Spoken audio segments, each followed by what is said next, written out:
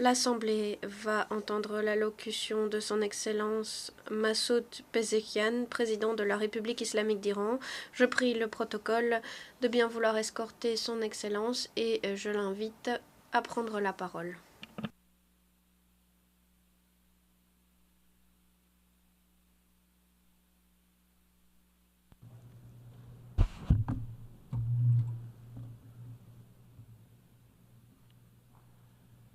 Bismillah ar-Rahman ar-Rahim. Aghay Reis. Au nom de Dieu, le compatissant, le miséricordieux, Monsieur le Président, Excellence, je vous félicite à l'occasion de cette ouverture de la 79e session de l'Assemblée générale. Et je vous félicite, Monsieur le Président, pour cette élection bien méritée. J'espère que les thèmes de cette session, la paix, le développement durable et la dignité humaine, illumineront la voie aux générations d'aujourd'hui et de demain. L'année dernière, notre président dévoué, Ebrahim Raïssi, s'exprimait face à vous du haut de cette tribune. Il est mort en martyr au service du peuple iranien. Que son âme repose en paix. C'est la première fois que je m'exprime face à vous en ma qualité de président de la République islamique d'Iran, fonction que j'occupe après que le peuple iranien a voté pour moi suite à ma campagne d'empathie nationale. C'est un principe directeur qui est ancré dans les enseignements du Coran. Comme le Coran nous l'a enseigné, les gens formaient une seule communauté, puis Dieu envoya des prophètes comme annonciateurs et avertisseurs, et il fit descendre avec eux le livre contenant la vérité pour régler parmi les gens leurs divergences. Mais ce sont ceux-là même à qui il avait été apporté qui se mirent à en disputer après que les preuves furent venues par esprit de rivalité. Et l'imam Ali a dit à ses gouverneurs de traiter les peuples avec gentillesse et compassion, de ne jamais diriger par la violence, de ne jamais diviser les peuples en différentes catégories. La mission des prophètes a toujours été de promouvoir la vérité et la justice dans les sociétés parmi les peuples, quelle que soit la couleur, la race, le genre ou la langue parlée. La paix et la sécurité dans le monde ne pourront être garanties sans le respect des droits des individus, des communautés et des nations en toute justice et équité. Posons-nous la question suivante. Est-ce que les causes profondes des guerres et des bains de sang dont nous sommes les témoins aujourd'hui ne sont-elles pas liées aux droits bafoués, aux discriminations, aux inégalités, à la volonté de pousser certains à rester sous-développés, à faire fi des droits des individus? Tant que l'injustice, l'oppression, l'avarice, la pauvreté et l'ignorance prévaudront dans les régions, les violences se poursuivront. À moins de nous atteler à ces questions, nous ne pourrons pas garantir à nos enfants un avenir sans obscurité et destruction.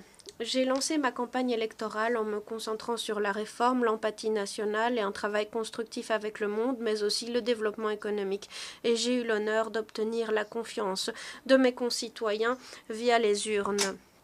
J'ai pour intention de jeter les bases solides de mon pays qui va entrer dans une nouvelle ère et jouer un rôle constructif dans cet ordre mondial en pleine évolution. Mon objectif est de m'atteler aux obstacles et enjeux tout en restructurant les relations de mon pays, en tenant compte des nécessités et réalités d'aujourd'hui. Monsieur le Président, cette dernière année, le monde a pu découvrir la véritable nature du régime israélien. Le monde a pu voir ce régime perpétrer des atrocités à Gaza. En 11 mois, ce régime a tué de sang-froid 41 000 innocents, des femmes et des enfants avant tout. Ses dirigeants qualifient ce génocide, ce meurtre d'enfants, ces crimes de guerre, ce terrorisme d'État comme de la légitime défense. Ils qualifient les hôpitaux, les écoles maternelles et les écoles de cibles militaires légitimes. Ils traitent tout individu brave, courageux et épris de paix qui proteste contre ce génocide d'antisémites.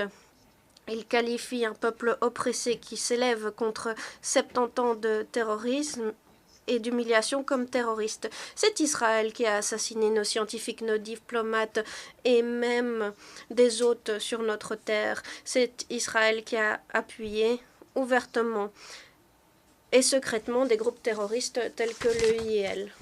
L'Iran, quant à lui, a toujours appuyé les mouvements de libération de peuples victimes du joug du colonialisme du régime israélien. Nous avons été côte à côte avec les peuples du monde qui sont descendus dans les rues, horrifiés par les atrocités israéliennes. Nous condamnons les crimes israéliens contre l'humanité. Il est temps pour la communauté internationale de cesser les violences et de mener à bien un cessez-le-feu à Gaza et de mettre fin à cette barbarie d'Israël au Liban avant de faire sombrer la région et le monde dans la guerre. Israël a perdu la bataille à Gaza. Aucune violence barbare ne pourra restaurer son mythe d'invincibilité. Israël reste aveugle et cet terroriste s'est tourné vers le Liban avec une agression massive qui a fait des milliers de victimes. Ces actes doivent faire l'objet d'une réaction. Les États qui auront sapé les efforts internationaux visant à mettre fin à cette catastrophe devront en assumer les conséquences. Ces États mêmes qui se targuent d'être des champions des droits humains. Le seul moyen de mettre fin à ce cauchemar est de garantir le droit des Palestiniens à l'autodétermination. Nous proposons que tous les habitants de la Palestine, ceux qui habitent leur patrie et ceux qui ont été contraints à la fuir, déterminent leur avenir dans le cadre d'un référendum. Nous sommes convaincus que c'est grâce à ce mécanisme que nous pourrons parvenir à une paix pérenne entre musulmans, chrétiens et juifs vivant côte à côte sur un même territoire, dans la tranquillité et la paix, à l'abri du racisme et de l'apartheid. Excellence. Penchez-vous sur l'histoire de la région. L'Iran n'a jamais été à l'origine d'une guerre. L'Iran s'est toujours défendu de façon héroïque contre des agressions externes, poussant les agresseurs à regretter leurs gestes. L'Iran n'a jamais occupé d'autres territoires, n'a jamais cherché à s'accaparer les ressources d'un pays. L'Iran a toujours fait des propositions à ses voisins et au sein des enceintes internationales afin de garantir la paix pérenne et la stabilité. Nous n'avons eu de cesse d'insister sur l'unité de la région et sur la création d'une région forte, une région robuste, s'articulant autour de principes fondamentaux. Premièrement, nous devons reconnaître que nous sommes voisins et en raison de ce lien, nous serons toujours unis. La présence de puissances étrangères dans notre région est temporaire et entraîne l'instabilité. Notre développement et nos progrès sont étroitement liés. Et sous-traiter la sécurité à des puissances étrangères ne nous bénéficiera jamais. Deuxièmement, un nouvel ordre régional doit être créé, doit être inclusif et bénéficier à tous les voisins. C'est un ordre qui ne tient pas compte des intérêts des États ne saurait perdurer. Troisièmement, ces pays voisins et frères ne devraient pas gaspiller leurs ressources à des guerres d'attrition ou à une course aux armements. Notre région est victime de la guerre, de tensions, du terrorisme, de l'extrémisme, du trafic de stupéfiants, de la pénurie d'eau, de la crise des réfugiés, de la dégradation environnementale et des interventions étrangères. Ensemble, nous pouvons nous atteler à ces défis afin de créer un avenir meilleur pour les générations à venir. Je suis le président d'un pays qui a subi bien des menaces, la guerre, l'occupation et les sanctions tout au long de son histoire contemporaine. Personne n'est venu à notre aide ou n'a respecté notre neutralité. Les puissances internationales ont appuyé les agresseurs. Nous avons compris que nous ne pouvons compter que sur nous-mêmes et que sur nos capacités. La République islamique d'Iran tend à garantir sa propre sécurité et non à créer l'insécurité pour les autres. Nous aspirons à la paix pour tous et ne nous souhaitons de guerre avec personne. Nous tentons à une paix pérenne et à la sécurité pour la population de l'Ukraine et de la Russie. La République islamique d'Iran s'oppose à la guerre et insiste sur la nécessité urgente de mettre fin aux hostilités militaires en Ukraine. Nous sommes en faveur de toute solution pacifique. Nous sommes convaincus que le dialogue est la seule solution à cette crise. Monsieur le Président, dans ce monde interconnecté, la sécurité et les intérêts d'un État ne peuvent être garantis aux dépens de la sécurité et des intérêts des autres. Nous devons pouvoir compter sur un nouveau paradigme pour relever les défis d'aujourd'hui. Un tel paradigme doit créer des opportunités plutôt que de se concentrer sur des menaces perçues. Grâce à cette approche, nous pourrons trouver de nouvelles opportunités de coopération.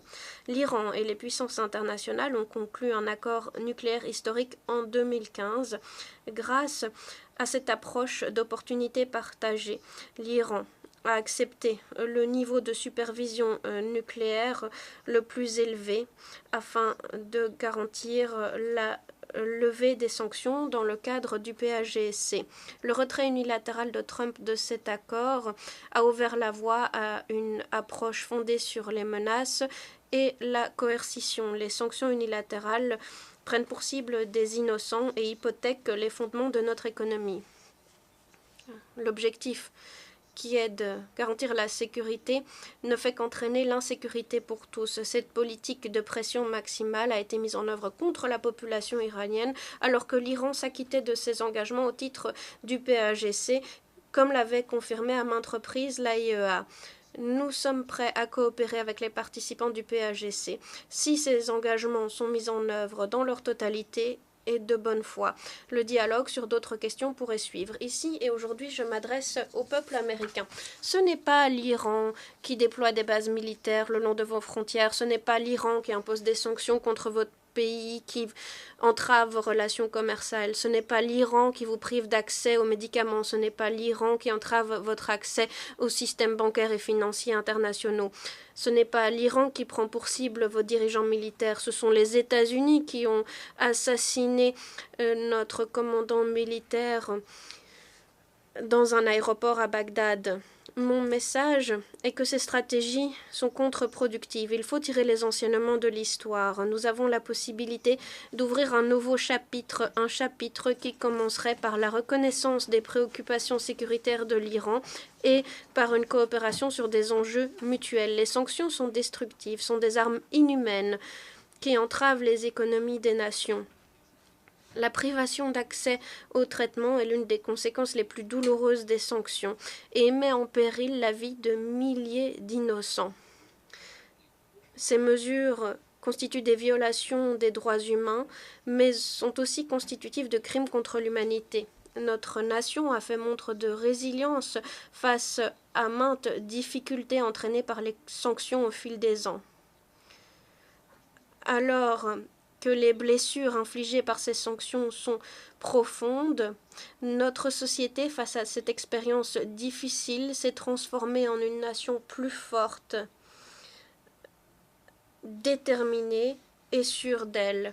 Afin d'édifier un avenir meilleur, nous sommes prêts à établir des partenariats économiques, sociaux, politiques et sécuritaires avec les puissances internationales et avec nos voisins sur un pied d'égalité. La réponse appropriée à ce message dont vous fait part l'Iran n'est pas d'adopter plus de sanctions, mais d'honorer les engagements en vigueur, de lever les sanctions pour le bien du peuple iranien, mais aussi pour jeter les bases d'accords plus constructifs. J'espère que ce message de la part de l'Iran sera véritablement pris au sérieux aujourd'hui. Je vous remercie, Monsieur le Président. On behalf of the Assembly, I wish to thank the... Au nom de l'Assemblée, je remercie le président de la République islamique d'Iran.